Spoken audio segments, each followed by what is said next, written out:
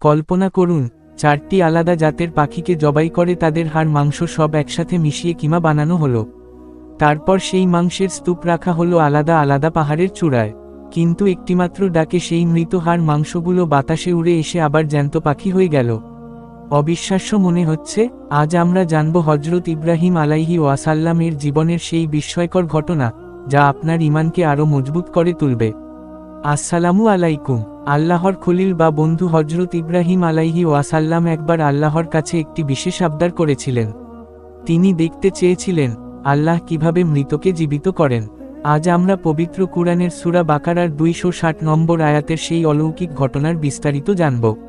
ইব্রাহিম আলাইহি ওয়াসাল্লাম আল্লাহকে বললেন, হে প্রভু, আমাকে দেখান আপনি কিভাবে মৃতকে জ্যান্ত করেন।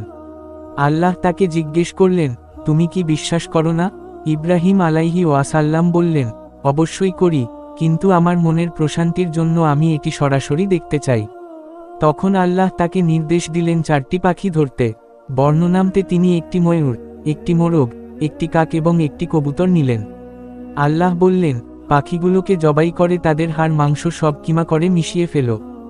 ইব্রাহিম আলাইহি ওয়াসাল্লাম তাই করলেন। তারপর সেই মিশ্রিত মাংসের অংশগুলো নিয়ে আলাদা আলাদা পাহাড়ের চূড়ায় রেখে আসলেন।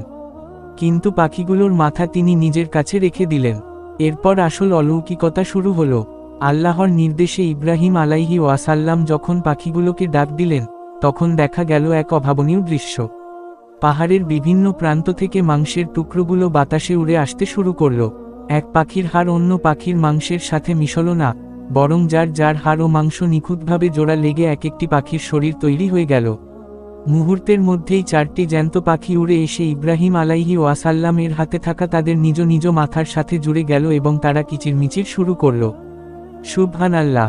এভাবেই আল্লাহ বুঝিয়ে দিলেন, কিয়ামতের দিন মানুষ ধুলোয় মিশে গেলেও তিনি ঠিক এভাবেই সবাইকে পুনরায় জীবিত করবেন। এই ঘটনা আমাদের শেখায় যে আল্লাহর ক্ষমতার কাছে কোনো কিছুই অসম্ভব নয়।